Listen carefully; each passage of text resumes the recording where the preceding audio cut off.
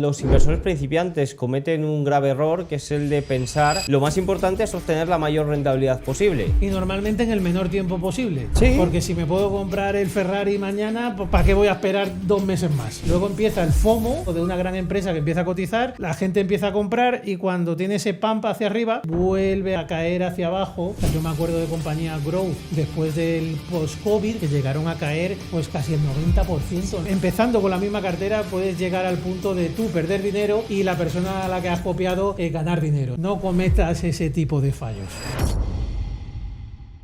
Muy buenas a todos y bienvenidos un día más al canal de Fibo y Nachi. Muy buenas, Ricardo. Muy buenas, Diego. ¿Qué tal? Muy buenas, Fibo. Y Nachi. Muy bien, muy bien. ¿Y tú qué tal? El fondo veo que está funcionando. Bien, bien. De hecho, hace nada, ¿no? Subí un tuit de la rentabilidad del primer trimestre de enero-marzo ya cerrado y desde luego pues mejor todos los principales índices tanto de bolsa americana como de bolsa europea estaban en negativo debido a la guerra de Irán y la verdad es que pues Multigestión Basalto usa rentabilidad positiva, así que muy contento. A seguir como siempre decimos. Porque esto es un maratón infinito. Un maratón infinito, efectivamente. No de 40 kilómetros, sino de todos los días examen, ¿no? Como se suele decir. Así que vamos bien, contentos. Oye, pues el podcast de hoy va a ir un poco ligado a eso porque vamos a hablar de renta variable. En el primero, el podcast número 1 del canal, hablamos sobre Bitcoin con un experto total, Álvaro de María, y hoy pues vamos a hablar de acciones. Sí. Bueno, de renta variable en general. Vamos a hablar de acciones, vamos a hablar de ETFs y vamos a hablar de fondos. Nos vamos a mojar un poco todo, es decir, no nos queremos quedar en la profundidad, sino vamos a hablar incluso de brokers, de todo lo que haga falta sobre nuestro conocimiento de renta variable. Un mundo apasionante y quizás el más normal, ¿no? Cuando dices que inviertes, todo el mundo piensa en renta variable. Sí, yo creo que lo primero que uno aprende a invertir, quizá ahora con tanto acceso a la tecnología puede que esté cambiando un poco en los últimos años, pero desde luego yo creo que la gran mayoría de la población cuando piensa en invertir y en renta variable lo que piensa es en comprar acciones, ¿no? Acciones que, bueno, al final no deja de ser otra cosa que tener un trocito de la compañía que estás comprando, ¿no? Eso te da unos derechos también. Hay diferentes clases de acciones porque hay compañías que cotizan, por ejemplo, yo creo que una de las más famosas que cotizan diferentes clases de acciones es Google, que se llama Alphabet, ¿no? La compañía, y hay clase A, clase C, clase... Bueno, hay diferentes tipos de clases y las clases lo único que te dan es derechos diferentes, ¿no? Algunos te dan derecho de voto por tener ese trocito de la compañía, pues tienes un derecho de voto en la Junta General de Accionistas, que normalmente la mayoría de la gente pues no utiliza ese derecho de voto, ¿no? De hecho, ni responden aquí en España cuando tienes acciones españolas, te mandan cuando hay la Junta General, te mandan la papeleta para que tú rellenes y pongas si vas a acudir tú a la Junta o si cedes tus derechos de voto a alguien o a la propia compañía. Normalmente cuando no se rellenan, pues se cede a la propia compañía, ¿no? Porque al final es verdad que tienes un trocito de la compañía, pero no te metes tanto en la gestión de la empresa como para llegar a tomar decisiones y lo normal es que delegues el voto, ¿no? Así es, de hecho, bueno, ahora recuerdo, por ejemplo, Sabadell ha mandado las cartas que me han pasado esta semana, entonces la tengo muy, muy cercano. Vale, bueno, ¿cómo vamos a estructurar un poco el vídeo? Y a partir de aquí vamos abriendo cajones, como siempre solemos hacer. En primer lugar, vamos a explicar un poco qué estás comprando. Ya hemos hecho un poco una introducción, que estás comprando participaciones de una empresa. En segundo lugar, vamos a hablar de cómo invertir. Puedes comprar las acciones tal cual, puedes hacerlo a través de un fondo, y hay varias clases de fondo, un fondo cotizado, un fondo de inversión al uso. Vamos a abrir también ese cajón. En tercer lugar, cómo empezar a hacerlo bien. Al final, cuando no sabes por dónde empezar, pues necesitas un poco un plan de ruta, ¿no? Luego vamos a hablar de qué mirar a la hora de comprar. Seguramente que si te has introducido un poco en este mundillo de la inversión, vas a ver muchas noticias que dicen que mueven el mercado, tendencias, análisis técnico, multitud de indicadores, factores fundamentales fundamentales, que si crecimiento, que si deuda de una compañía. Hay muchas cosas donde mirar, pues vamos a hacer un poco un plan de ruta también por ese lado de lo que realmente es importante. Luego, riesgo y rentabilidad. Al final creo que es un concepto clave a la hora de invertir en todos activos, pero especialmente en acciones. Y ya por último vamos a dar algunas pinceladas sobre la liquidez que tiene este mercado, los brokers no recomendados, sino brokers con los que se puede empezar a funcionar, y luego los errores que se debe evitar, ya un poco al final algunas pinceladas clave. Así que bueno, Ricardo. Buen menú, ¿no? Buen menú. Buen menú. Sí, vamos a intentar profundizar al máximo en lo que sabemos, ¿no? Efectivamente, seguimos dando pues respuesta a lo que nos han pedido los oyentes o los espectadores, ¿no?, del podcast, que eran ir profundizando un poquito más en cada cosa, ¿no? Pues eso es lo que vamos dando. Evidentemente quedarán temas, porque siempre hay temas de los cuales se puede hacer programas enteros, pero vamos a dar un pasito más en esa profundización. Así es. Bueno, pues en primer lugar, ¿qué estás comprando cuando inviertes en una acción? Lo que estás comprando es una participación de una compañía. La diferencia es que si no es cotizada se llama participación, y si es cotizada a nivel mercado se llama acción. Correcto. Sí, básicamente sería lo mismo que estás comprando en capital privado, que en fondos de capital privado que invierten en empresas no cotizadas, que es una acción de la compañía. Pero hay empresas que esas acciones cotizan en un mercado, ¿no?, y tienen un valor que se va moviendo pues a cada segundo, por llamarlo de alguna manera. Cosa que no pasa con las de capital privado, que hasta que no hay una puesta en valor con una venta de acciones a un nuevo inversor, pues no se sabe el valor de esas acciones, ¿no? Por tanto, aquí entraríamos en la primera gran diferencia, ¿no?, que sería precio-valor. Sí. Precio y valor no es lo mismo, ¿no? Una compañía puede cotizar a 10 euros en un momento determinado. Si quiero comprar esas acciones tengo que pagar 10, pero no quiere decir que el valor sea 10, ¿no? Es muy diferente el concepto de valor. Las acciones en bolsa o en los mercados de renta variable siempre pueden cotizar con prima o con descuento. Si están por encima o por debajo del precio que según el análisis fundamental nos puede dar el precio que tendría que valer la empresa, y luego, bueno, pues el precio real al que cotiza, que tiene pues otros muchos factores encima de la mesa que afectan, ¿no?, como la situación geopolítica, que ahora está tan de moda, posibles noticias que salgan de esa empresa, del sector. Pues eso hace que el precio en determinados momentos se separe del valor, ¿no? Sí, es una primera diferenciación bastante buena. Es decir, que al estar cotizando diariamente, ¿no?, pues también entran en juego los sentimientos de los inversores, y que pueden ofrecer o pueden valorar en ese momento la empresa a mayores, lo que hace que el precio suba. Precio y valor aquí no van muy correlacionados. Sí que es cierto que, por ejemplo, en los activos de capital privado, como has dicho, para poner un precio a la participación se debe hacer una valoración, ¿no? Y generalmente lo hace alguien externo y demás, y suele ir un poco más ligado. Eso no significa que no sea volátil, al contrario, la volatilidad te la puedes encontrar de golpe, pero en este caso, al ser un mercado de cotización pública, pues en todo momento el sentimiento de los inversores mueven el precio un poco a su antojo. Puede estar por encima, puede estar en línea o puede estar por debajo. ¿Cómo sabemos eso? Pues haciendo nuestra propia valoración, y ahí entra en juego un poco el sesgo también del inversor y lo que opine de la compañía. Pero más allá de esta diferenciación, lo que hay que tener claro es que invirtiendo en acciones lo que estás haciendo es invirtiendo en negocios,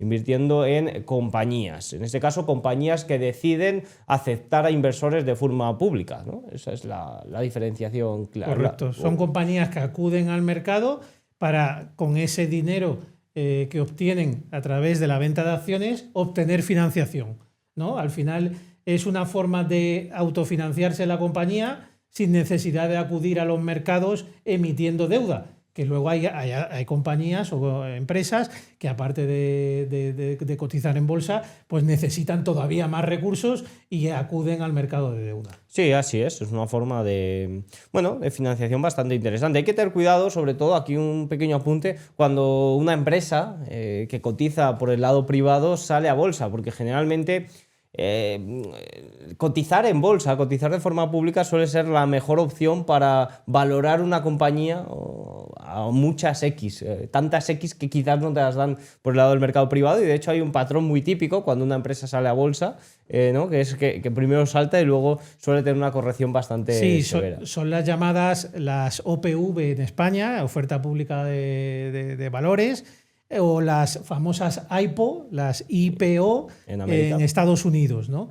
Esas compañías cuando nacen o cuando los primeros días de cotización o el primer día tienen un pump, una subida bastante importante por esos pequeños inversores que no tienen capacidad, como los grandes bancos de inversión o como las grandes cuentas, de entrar antes de que empiecen a cotizar, ¿vale? Que ese es el truco. Entonces, luego empieza el FOMO, ¿no? El miedo de perderse algo de una gran empresa que empieza a cotizar, la gente empieza a comprar y cuando tiene ese pump hacia arriba, pues luego finalmente vuelve a caer hacia abajo, la compañía empieza a casar más con el valor de la empresa y se forma un patrón conocido como la base post-IPO, que luego cuando sale de esa base post-IPO, pues ya la compañía, si es buena y tiene crecimiento y demás, pues seguirá creciendo hacia arriba, o si no, pues se quedará estancada, ¿no? Pero sí, es un patrón bastante famoso y siempre hay que tener cuidado, ¿no? Con invertir en compañías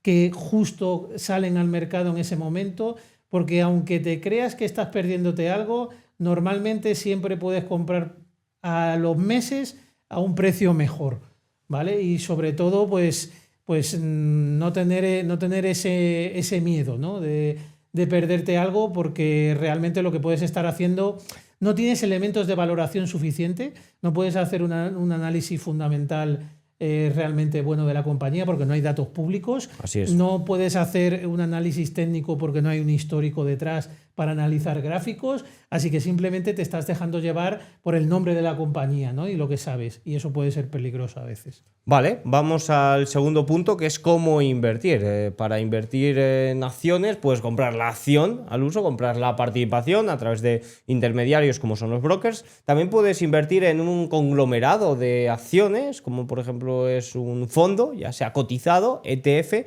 o un fondo de inversión al uso. Esas son un poco las formas típicas de invertir en renta variable. Sí, aquí yo haría hincapié en dejarte llevar por un profesional o no. Aquí, si eres un principiante que no tienes conocimiento y no has estudiado sobre los mercados financieros, puedes dejar llevarte por un profesional, ya sea mediante el asesoramiento o ya sea mediante la contratación de un fondo de inversión, que al final lo que estás es delegando la gestión de ese dinero, ¿no? Básicamente.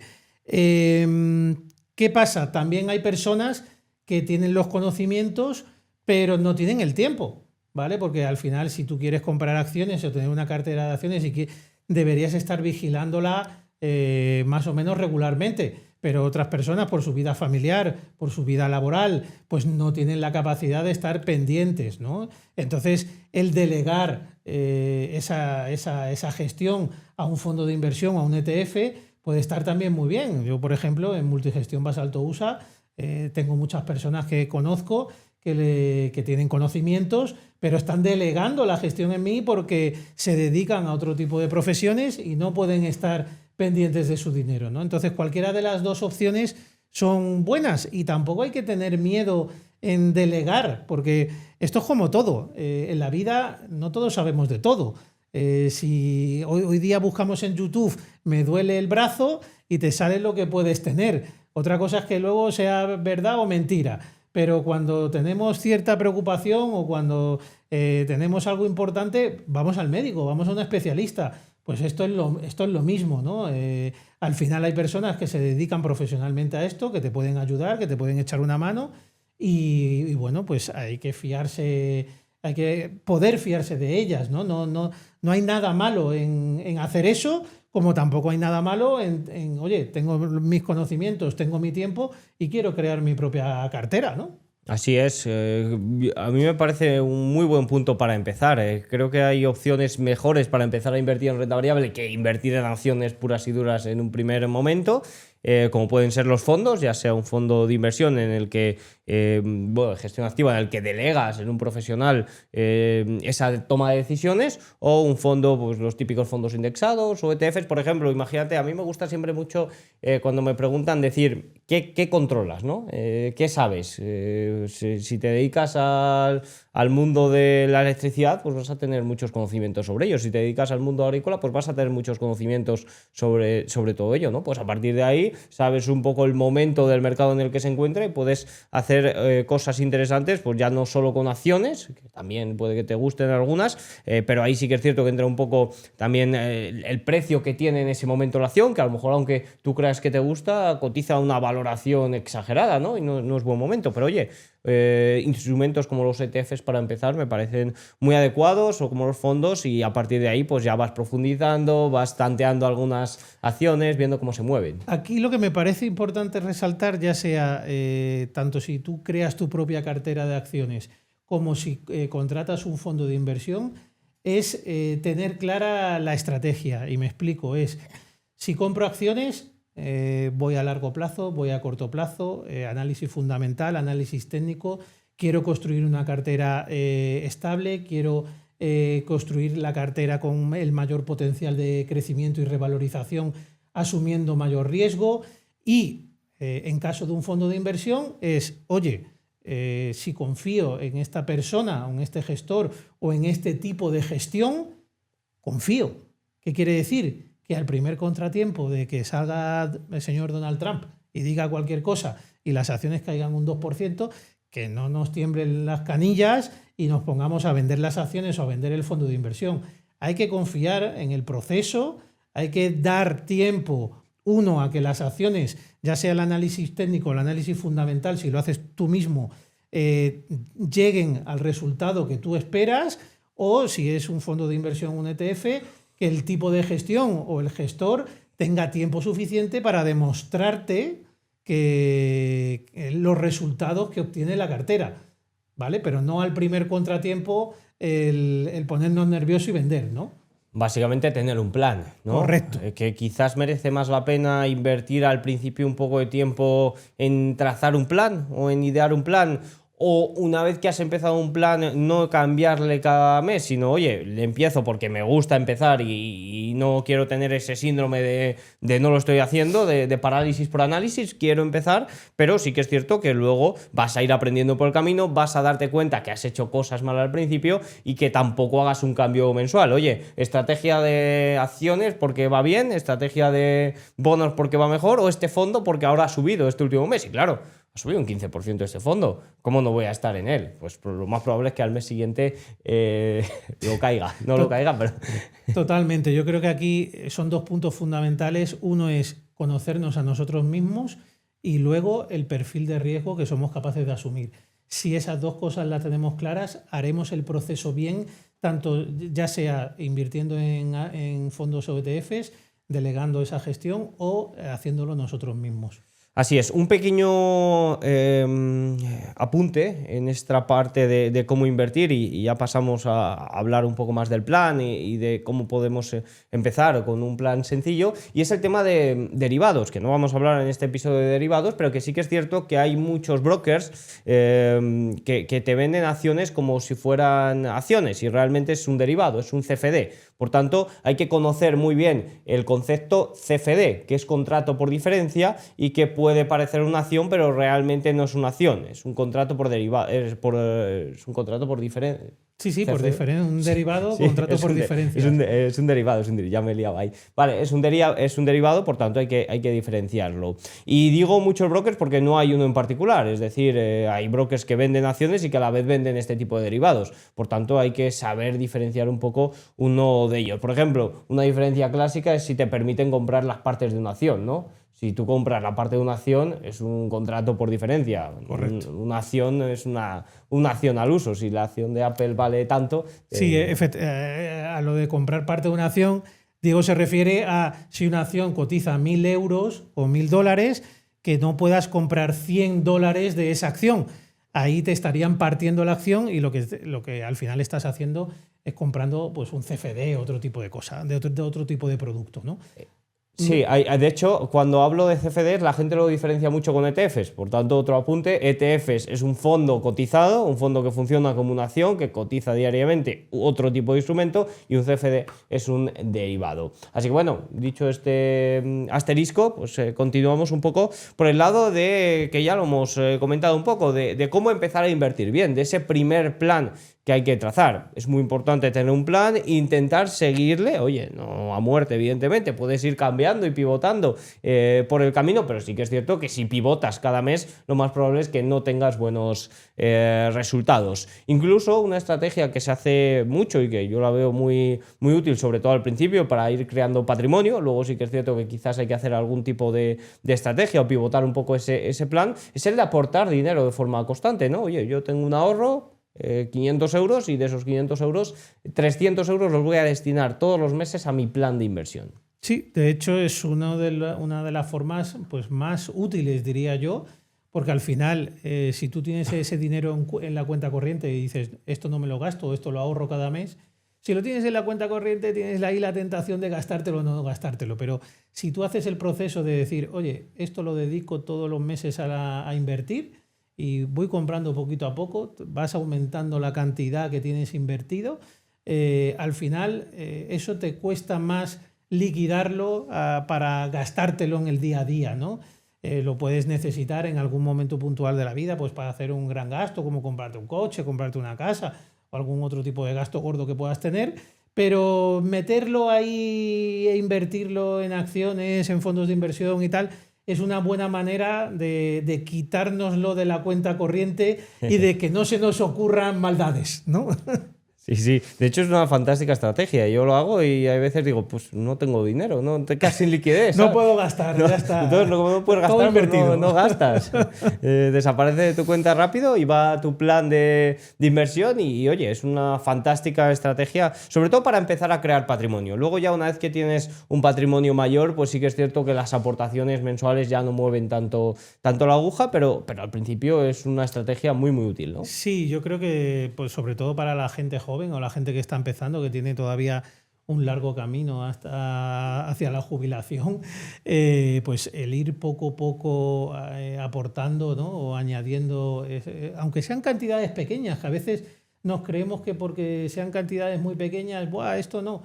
Todo lo que metas ahí te está invertido y te va a generar una rentabilidad a largo plazo que no te lo va a generar el tenerlo fuera, ¿no? Entonces, yo creo que es una muy buena opción.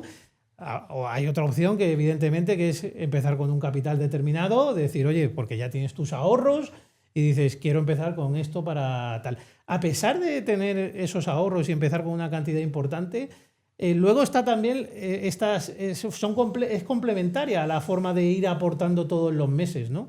Yo creo que esa siempre es una buena opción. Sí, total.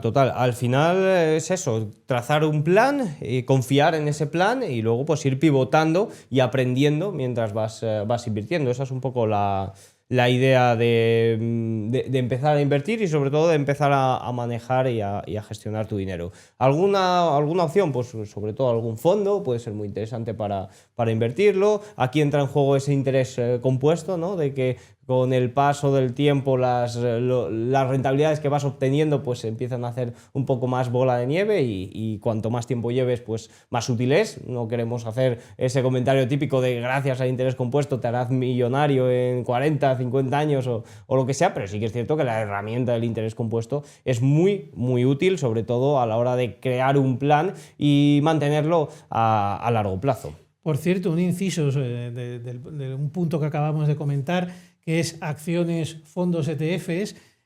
Cuando invertimos en acciones, que tienes esa parte de la compañía, tenemos la opción, hay empresas que reparten dividendo, que es una parte de las ganancias, del resultado de la compañía, del beneficio, lo destina a la empresa a remunerar a sus accionistas, ¿no?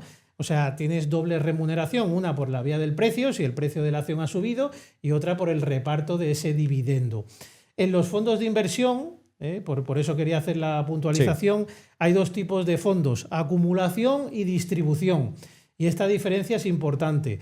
La distribución, ¿qué quiere decir? Que cada vez que una empresa del fondo de inversión cobra un dividendo, el dividendo se reparte entre los partícipes del fondo.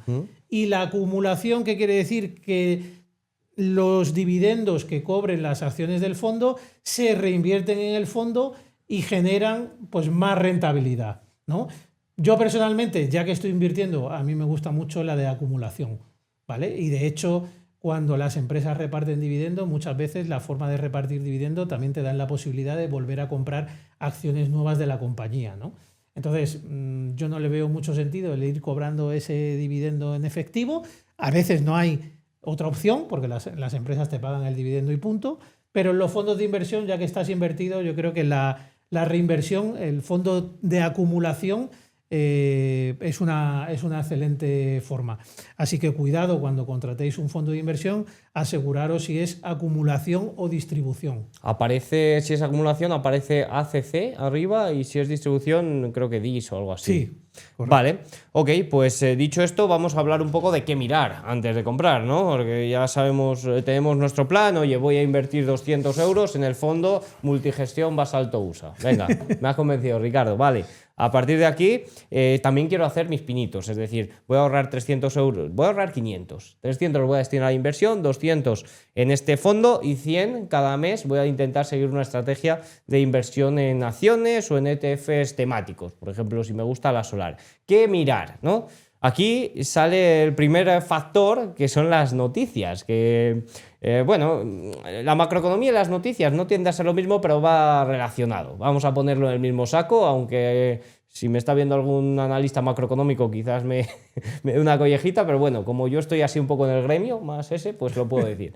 Bueno, pues noticias, macroeconomía y demás. Yo tiendo a decir que la macroeconomía no importa hasta que se vuelve realmente lo único importante, ¿no? Cuando hay un factor, pues como por ejemplo en los últimos meses o semanas con el conflicto de Irán. Hay mucho ruido, la verdad, por el lado macroeconómico. Mucho ruido, muchísimo.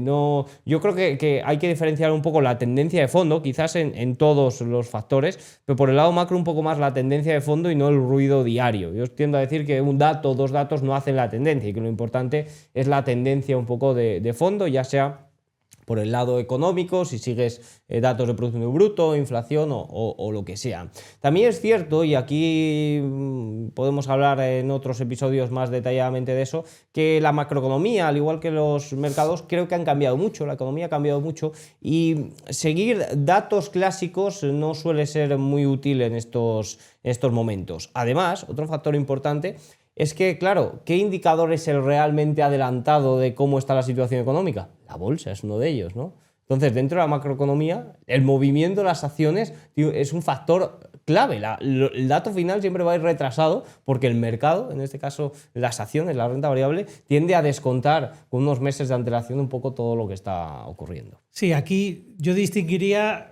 lo primero importante que tú has dicho, el ruido, ¿vale? Vamos a distinguir de realmente los datos macroeconómicos del sensacionalismo. El dato macroeconómico existe, lo podemos evaluar si tenemos conocimientos económicos y podemos tomar decisiones sobre ellos. Luego, el canal noticias de esos datos macro nos puede llegar pues, con mucho ruido, con mucho sensacionalismo y nos puede hacer tomar decisiones erróneas.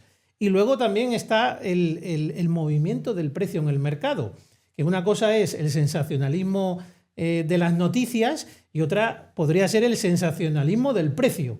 ¿Por qué digo esto? Porque hay veces que con un dato macroeconómico el mercado reacciona al contrario de lo que debería ser el resultado con ese dato macroeconómico y al día siguiente es cuando el mercado te empieza a dar la razón.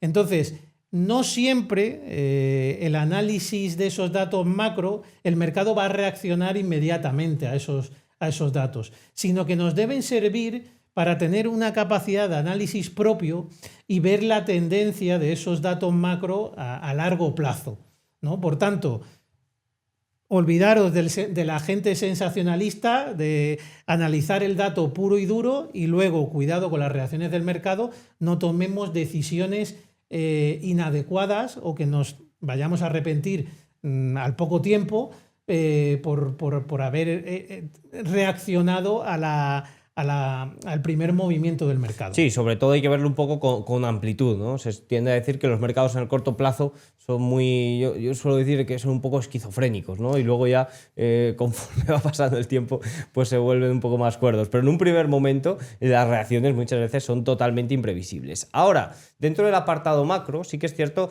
que, por ejemplo, el alza de las expectativas de inflación, el alza de las condiciones financieras, tiene un gran impacto también a la hora del análisis fundamental, a la hora de analizar la propia compañía, ya que puede afectar a los ratios de valoración. Ya no solo de una industria en particular que se vea más afectada porque los tipos de interés se mantengan altos, sino también a nivel general. Al final, si el precio del dinero, entre comillas, que son los tipos de interés, está al 5%, pues evidentemente eso afecta también a la hora de tomar decisiones de inversión. Sí, al final los datos macro podríamos decir que afectan a las decisiones de política monetaria de los bancos centrales, y las decisiones de política monetaria de los bancos centrales afectan a la liquidez. Y ese es el canal de difusión de cómo afectan esos datos, los datos macro, a las acciones o a los mercados. Así es. Vale, pues análisis fundamental. Al final es un poco destripar, luego pasamos al análisis técnico. No me mires así, Ricardo, que sé que te gusta.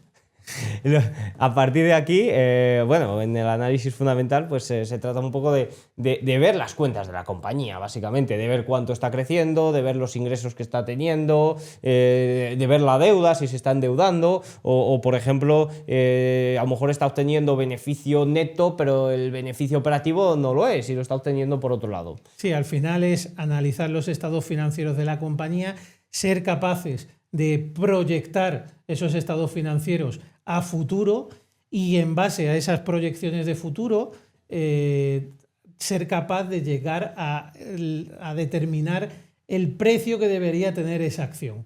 Ahora bien, pues ese precio no sabemos el momento exacto en el que el mercado te va a dar ese precio, ¿no? Ni si te lo va a dar.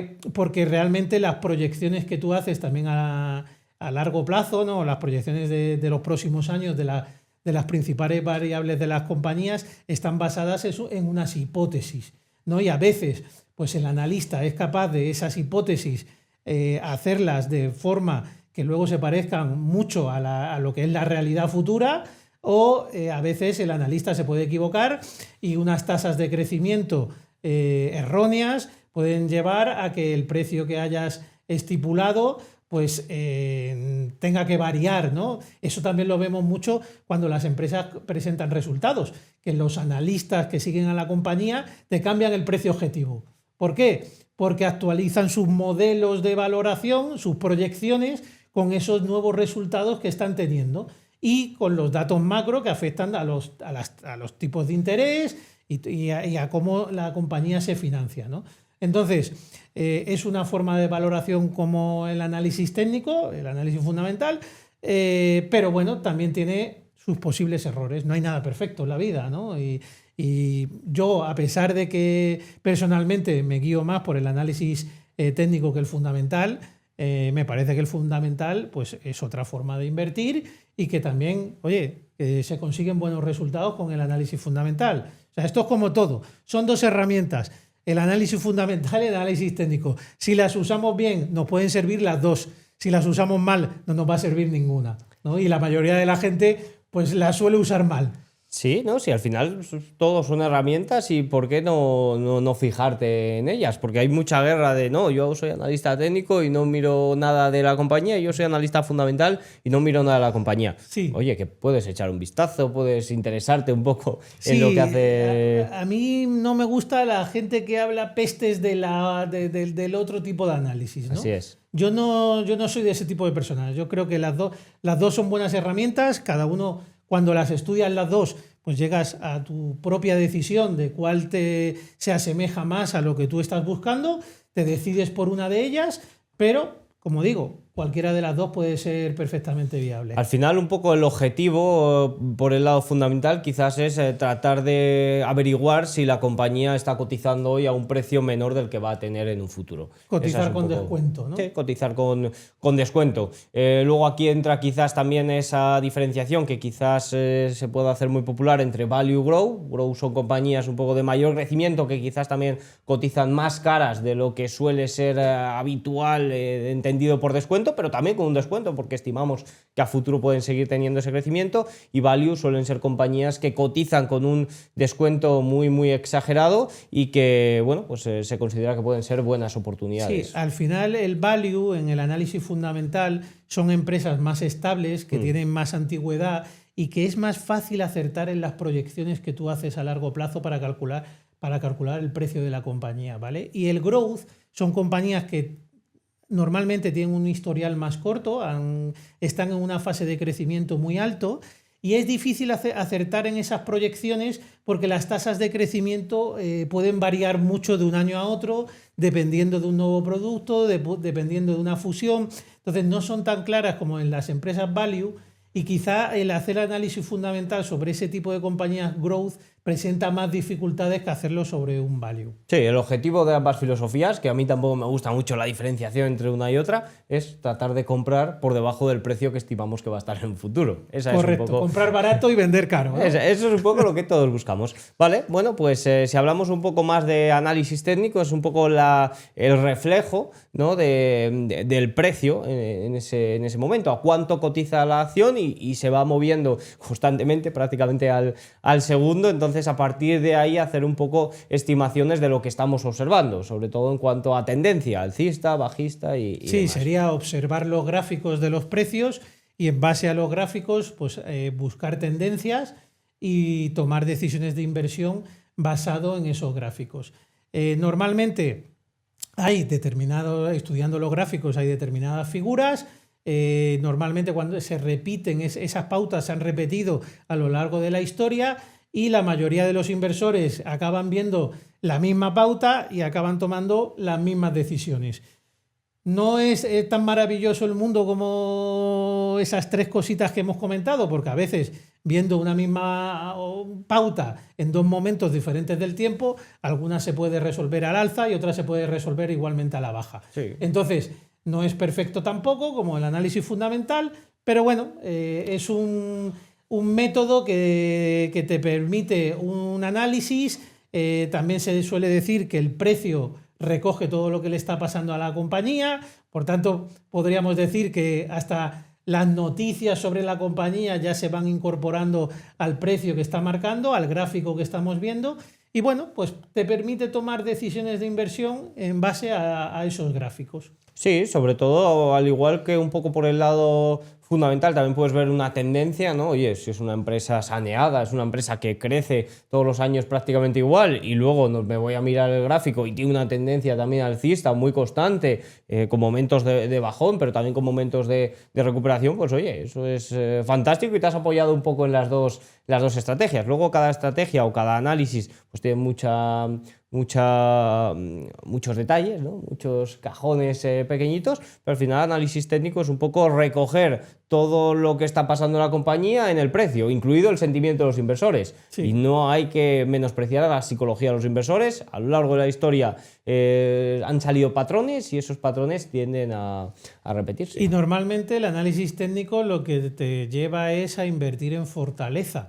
Y mucha gente cuando está empezando, uno de los principales errores es invertir en debilidad, ¿vale? Vemos algo que ha caído mucho y creemos que esto tiene que subir ya, porque más no puede caer. Bueno, pues todo puede caer hasta desaparecer prácticamente. Entonces, no nos fiemos de eso, busquemos valores en tendencia alcista, valores con fortaleza o que están iniciando una nueva fase de crecimiento de subida, ¿no? Al final, una tendencia alcista es más fácil que continúe que una tendencia bajista a darse a vuelta. Totalmente. Y se tiende a decir que el precio ya tiene descontado un poco lo que está ocurriendo. Al final, hay aquí un factor dentro del análisis fundamental, y es que las compañías cada 3 meses cuando muestran lo que está ocurriendo dentro de ellas, ¿no? Y quizás pueda haber gente con información o con no no información directa de que sea un trabajador de la compañía, no tiene por qué serlo. O también porque si es fuera del periodo, del periodo un poco dedicado a que no se puede hacer esas operaciones con información privilegiada, puede hacerlo, pero quizás hay otra empresa o un trabajador de otra empresa que trabaja con esa compañía y que está viendo que las cosas no están funcionando bien ahí. Y aunque nosotros trabajemos con los números de hace 3 meses, las cosas pueden haber cambiado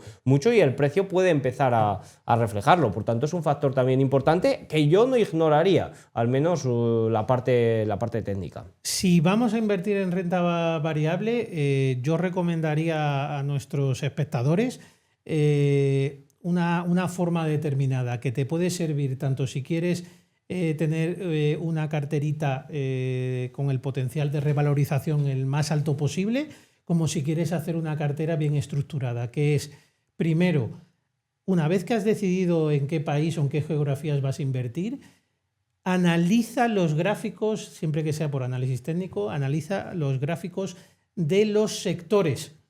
Fíjate en los sectores que mejor se están comportando. Y si es en Estados Unidos, lo tenemos fácil porque tenemos ETFs o hasta fondos de inversión sectoriales que nos pueden dar ese tipo de gráfico, ese tipo de información. Porque es mucho más fácil, no sabéis cuánto de más fácil es acertar si las compañías que eliges pertenecen a sectores que están también en tendencia alcista, que si elegimos compañías con gráficos muy buenos, pero que su sector no se encuentra en una clara tendencia alcista. En este último caso, tenemos muchas probabilidades de que ese gráfico de esa compañía que hayamos visto muy bueno fracase y no obtengan la rentabilidad esperada.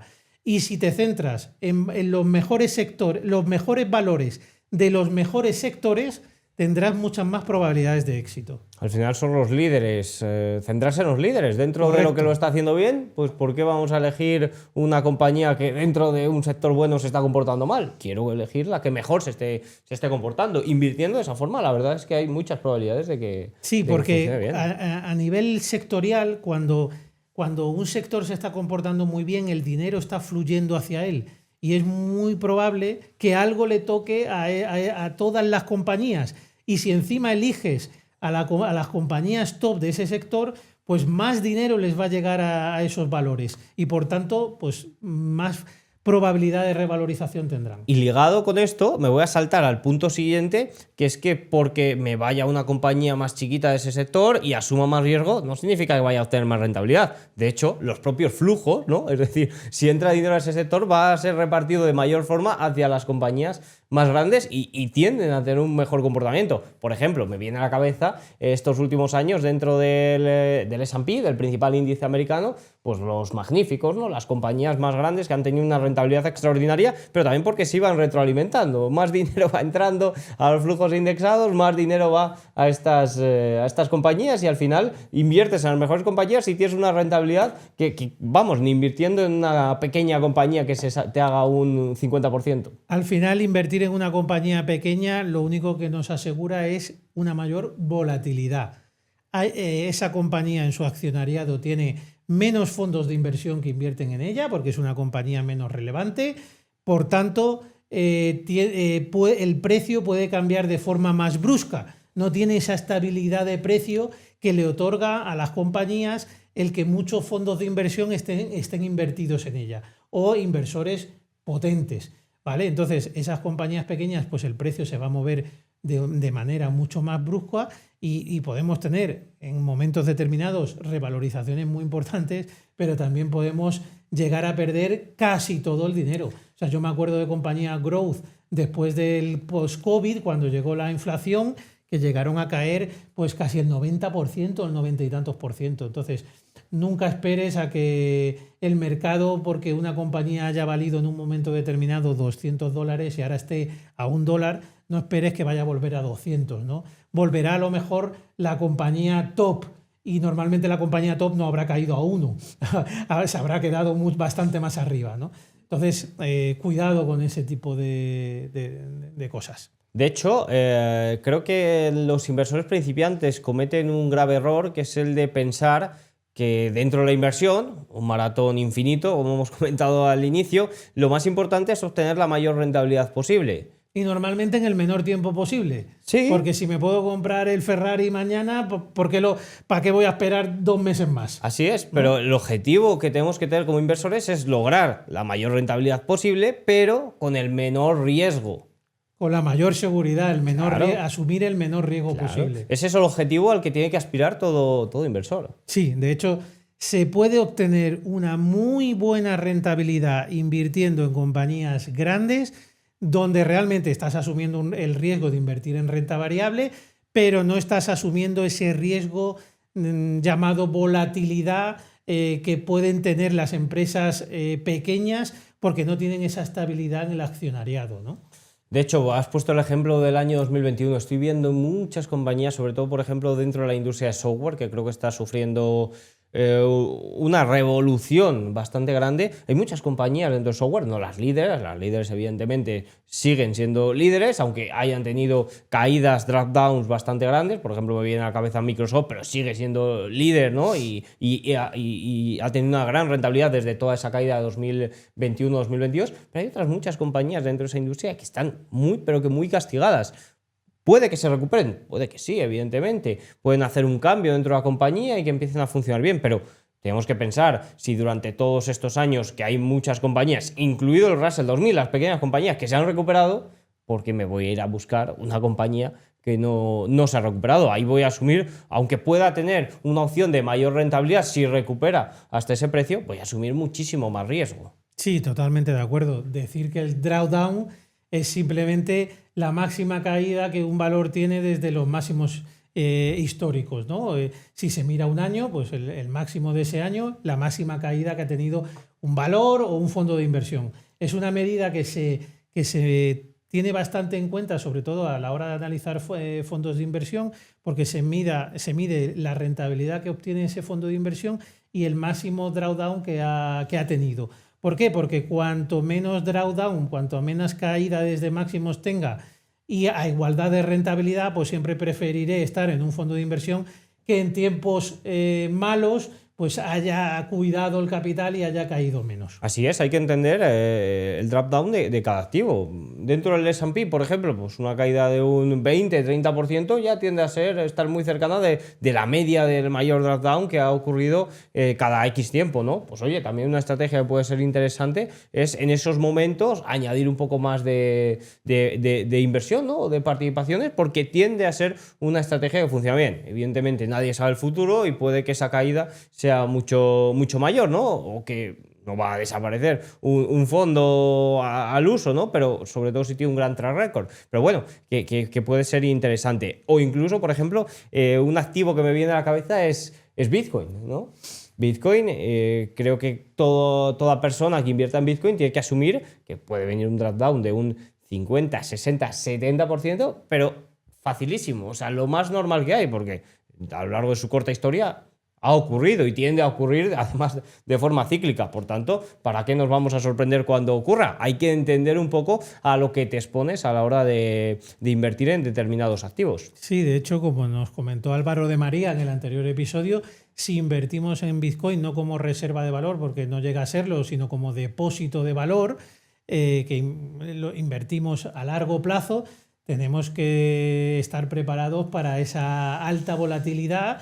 Porque de hecho hasta en el propio libro viene a comentar que es el precio que hay que pagar porque todavía realmente la mayoría de personas o la mayoría de la población no conoce realmente lo que es el Bitcoin, ¿no? Y cuando ese conocimiento llegue a la mayoría de la población, pues será un momento donde la volatilidad del Bitcoin será menor. Otro punto importante dentro de este factor es un poco el horizonte temporal. Hay un gráfico que me encanta y es un poco en velas, o no en velas, sino de forma a corto plazo, pues así, ¿no? Mucha volatilidad y muchas noticias, mucho ruido. A medio plazo, pues ya vas viendo ciertas tendencias. Y a largo plazo es cuando la volatilidad tiende a suavizarse y pueden salir estrategias o planes de inversión, o puedes ver las recompensas, ¿no? De tu plan de inversión bien o mal ejecutado. Pero bueno, a largo plazo tiende a ser más fácil que sea bien ejecutado. Sí, desde luego, y cuanto más grande sea el horizonte temporal, más probabilidades de éxito también tendremos de obtener una rentabilidad positiva, ¿no? Es mucho más difícil obtener una rentabilidad positiva haciendo trading o en intradiario que invirtiendo a largo plazo a 15 o 20 años, ¿no?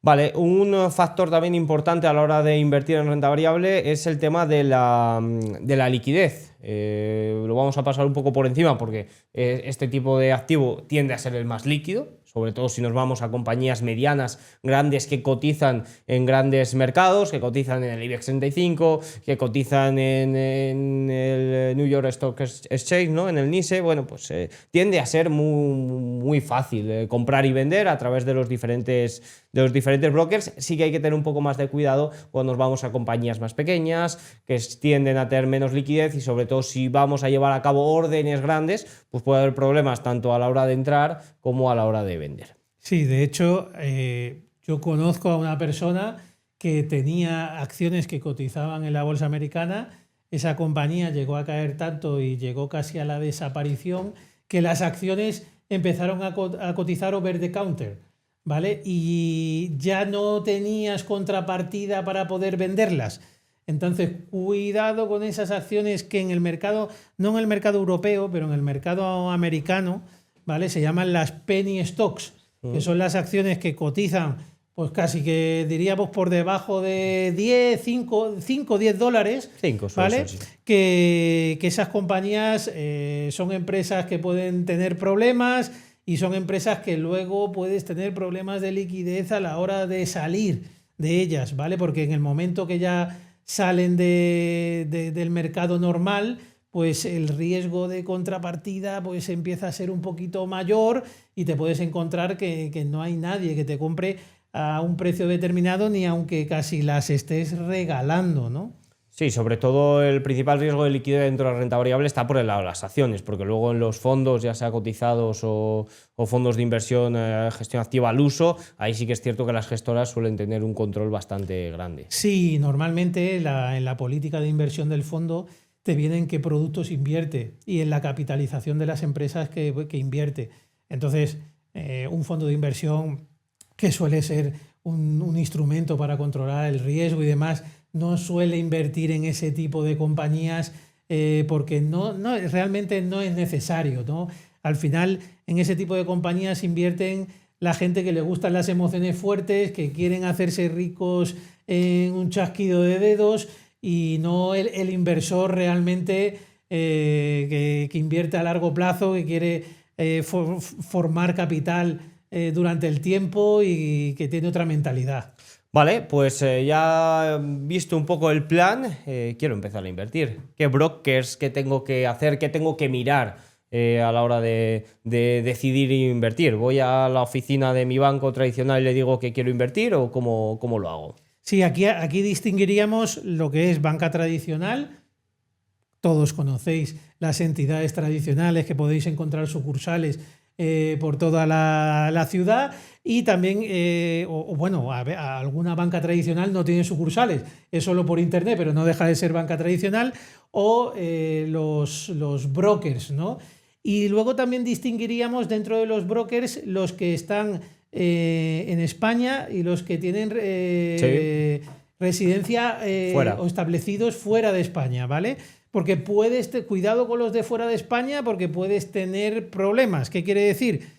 Que si te llevas dinero fuera de España, a partir de unas cantidades, tienes que informar a Hacienda, ¿vale? Para que sepan que tienes ese dinero fuera de España. 50.000, de hecho. Correcto. Eso. Y luego, cuando repatrias ese dinero, cuando lo vuelves a traer hacia una cuenta española, te van a pedir un montón de documentación del origen de esos fondos por la ley de prevención de blanqueo de capitales, ¿vale? Entonces, puede ser un poco más engorroso, pero a la vez también podemos encontrar brokers que ofrezcan mejores condiciones, porque al final tenemos que distinguir que en las acciones lo que tienes que tener cuidado es dos tipos de comisiones. Uno, la comisión de compraventa de acciones. Dos, la comisión de custodia, que te suelen cobrar sobre todo los bancos tradicionales. Te cobran una custodia, creo que es trimestral, la que te suelen meter. Y luego habría una tercera comisión que te cobran los bancos tradicionales, que es la gran desconocida, que es la comisión del cambio de divisa.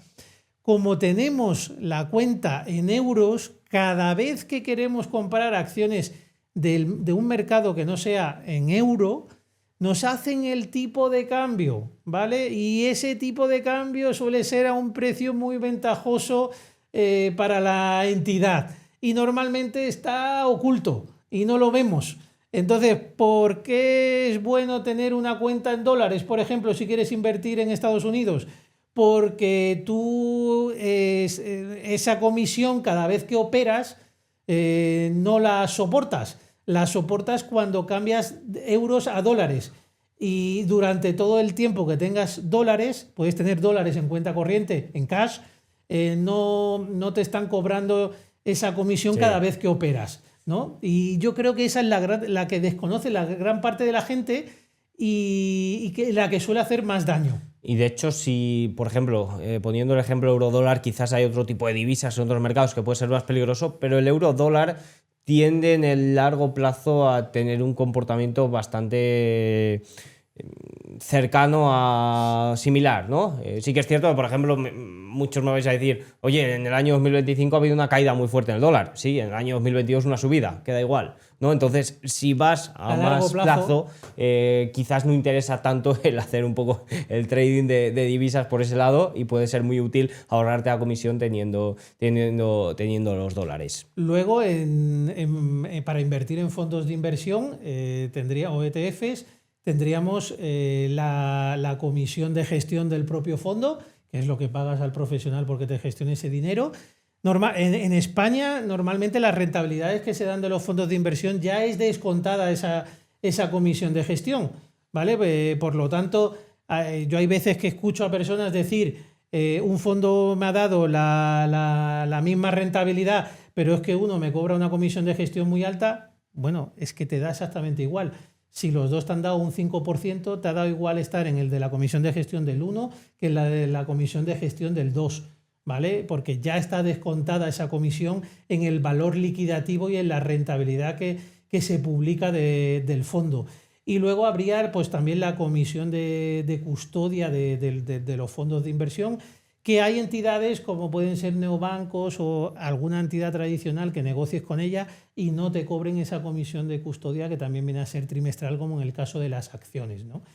Y en el caso de las acciones, ya no de fondos de inversión, también tener cuidado porque te pueden meter comisiones, no por el cambio de divisa, sino comisión por operación, que puede variar desde 20 euros o 30 euros por operación en una entidad tradicional, como en una entidad, en un broker extranjero que está fuera de la Unión Europea, que pagues céntimos, ¿no? Entonces hay mucha diferencia.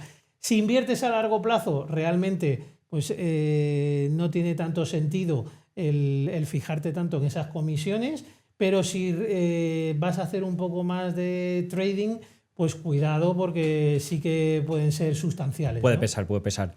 Al final, en cuanto a brokers, yo lo que recomendaría, viendo ahora que hay una gran cantidad de opciones, sobre todo que esté regulado y que no esté advertido, en este caso, si estamos desde España, por la CNMV, o dependiendo del país, pues el país, en este caso, pues si nos centramos en Estados Unidos o por ejemplo, Reino Unido, ¿no? Hay muchas entidades que están advertidas por la CNMV y sí que es cierto pues, que ahí tienes el riesgo de que si pasa algo, pues no estés cubierto de ningún modo. Correcto. Al final, en España, siempre que la entidad sea española, estás cubierto tanto por el Fondo de Garantía de Depósitos como por el FOGAIN, que es el Fondo de Garantía de Inversiones. ¿Qué quiere decir? Que en caso de que una entidad tenga un problema, pues tanto si te lo tienes en depósitos como en inversiones, te responden esos fondos hasta una cantidad determinada.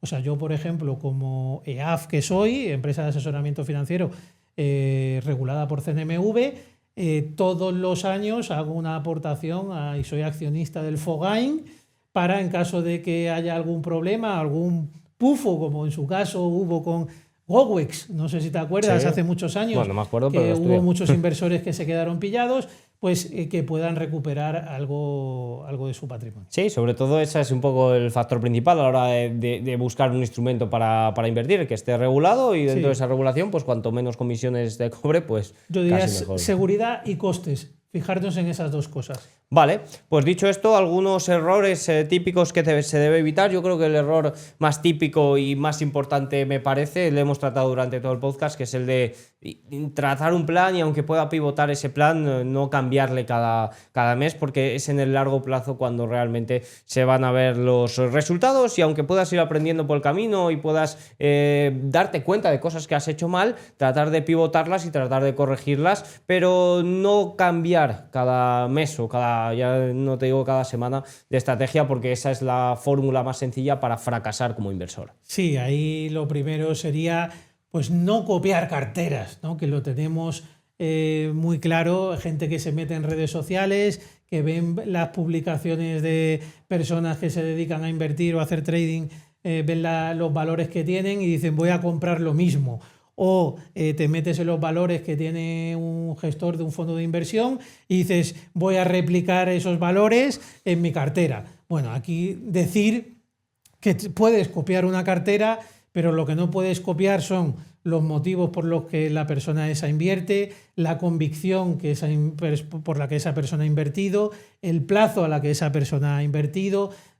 Hay muchas cosas que no puedes copiar y que al final, con la misma cartera, empezando con la misma cartera, puedes llegar al punto de tú perder dinero y la persona a la que has copiado ganar dinero, ¿no? Entonces, no cometas ese tipo de fallos.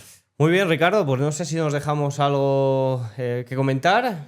No, la verdad es que le hemos dado una vuelta a toda la renta variable bastante bien. Evidentemente, de cada cosita se puede profundizar aún mucho más, pero poco a poco pues vamos desgranando un poquito más, ¿no? Así es, así es. Bueno, pues ha sido un placer, un nuevo episodio. Muchas gracias a todos por seguirlo. Si os interesa, pues agradece mucho un like, un comentario. Recordad suscribiros si estáis viendo el contenido y no lo estáis, que eso nos ayuda enormemente. Y nos vemos en la próxima. Un saludo, muchas gracias.